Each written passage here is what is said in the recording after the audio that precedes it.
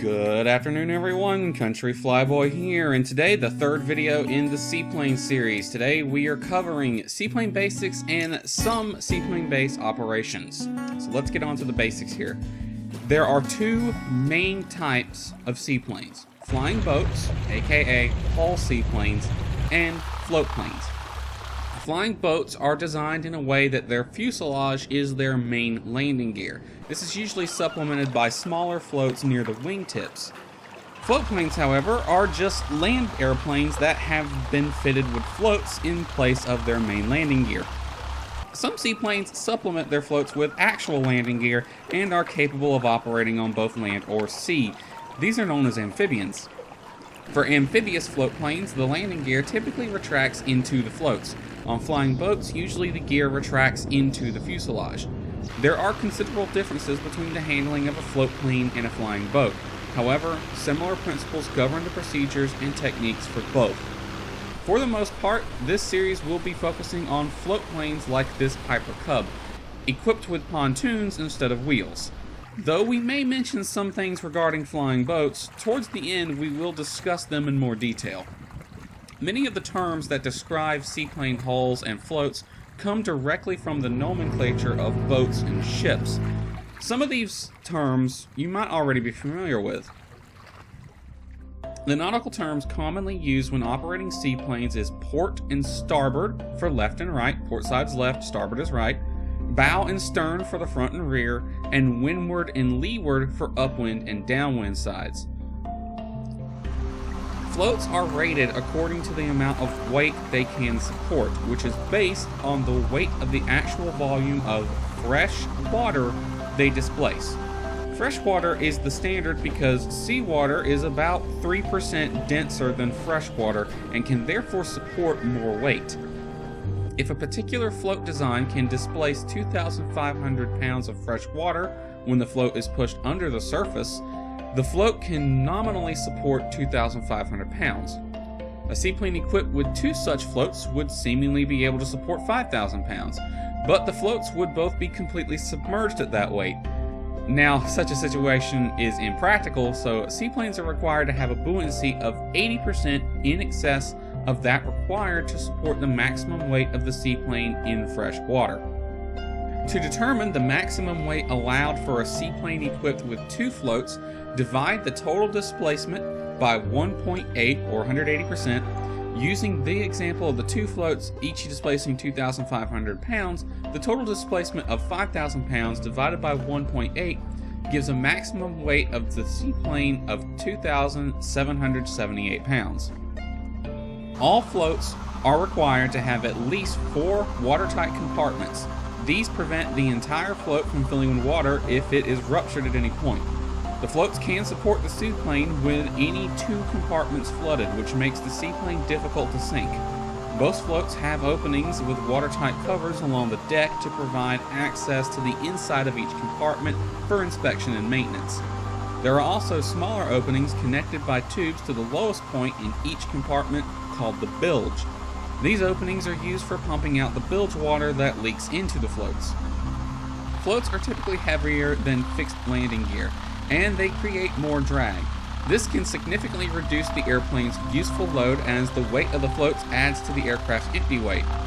The increased drag reduces overall lift, reducing the plane's maximum gross weight. On many airplanes, directional stability is affected to some extent by the installation of floats.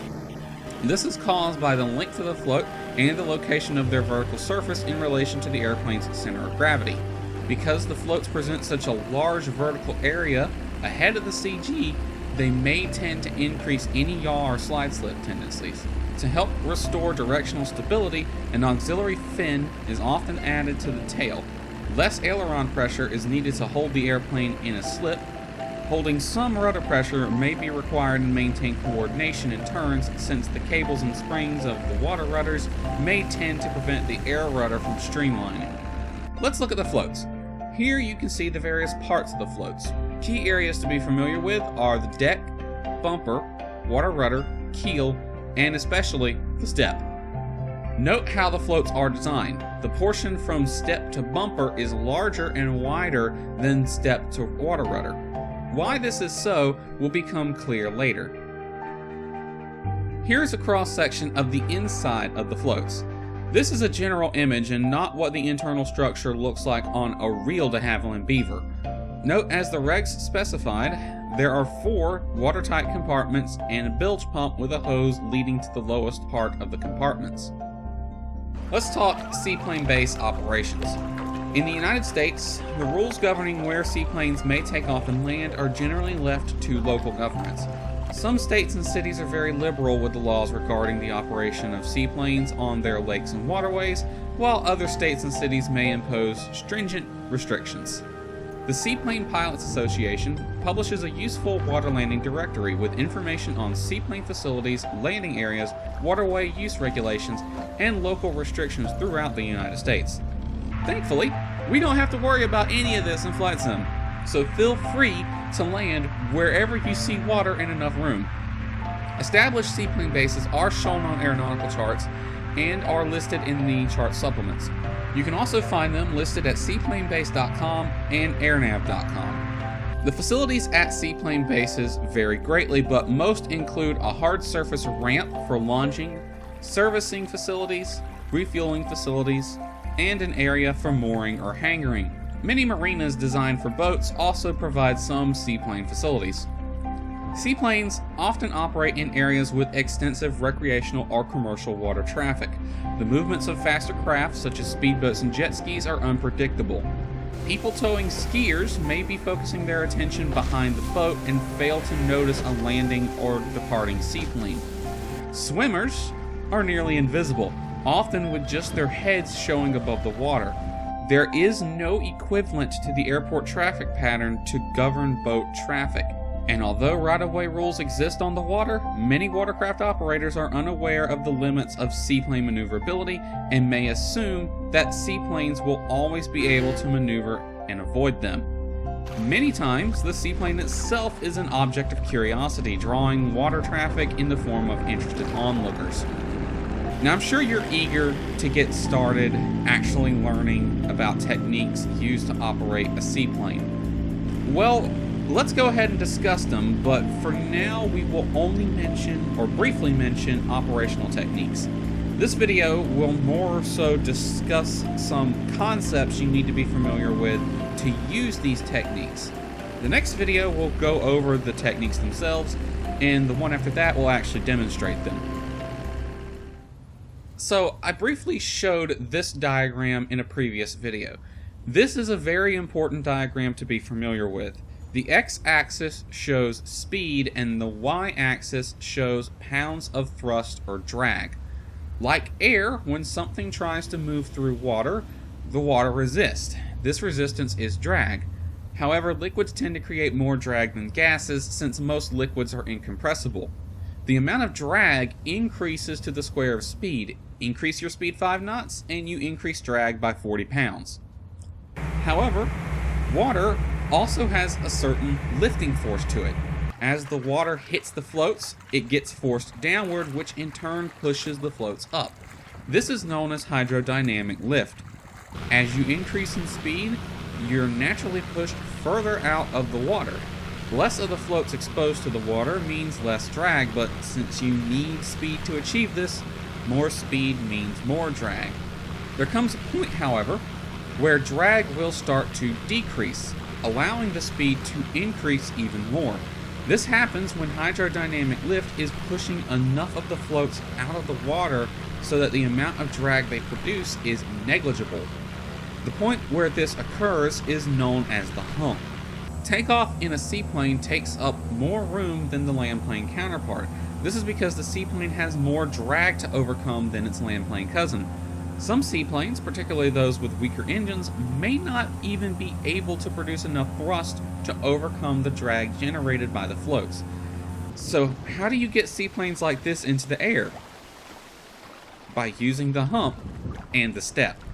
Accelerating the aircraft to the point where you reach the hump on the speed drag diagram will allow the seaplane to take advantage of hydrodynamic lift to minimize the drag generated by water.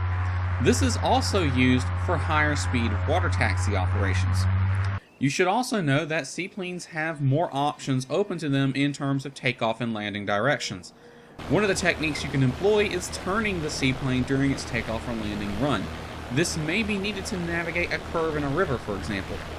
Barring currents or obstacles, a seaplane can take off into the wind in most cases, whereas a land plane may be forced into a crosswind takeoff.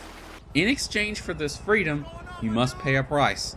Density altitude is even more of an issue for seaplanes, since seaplanes need thrust to even get into a position to minimize the drag allowed for takeoff. A high density altitude can rob the seaplane of needed performance. When conducting your pre-flight, always check the density altitude when looking at the winds. Let's talk about seaplanes with a high thrust axis.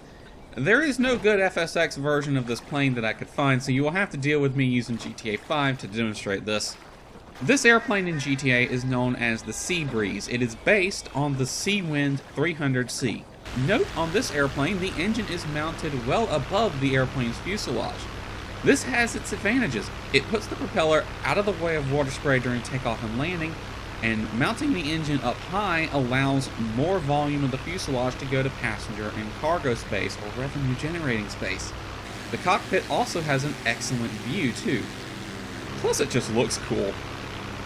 On the downside, this type of design has some special characteristics the pilots should be familiar with. Because the thrust line is well above the center of drag, these airplanes tend to nose down when power is applied and nose up as power is reduced. The opposite of what you come to expect from most other airplanes. It can lead to unexpected pitch changes and dangerous situations if the pilot is not thoroughly familiar with these characteristics. One last thing.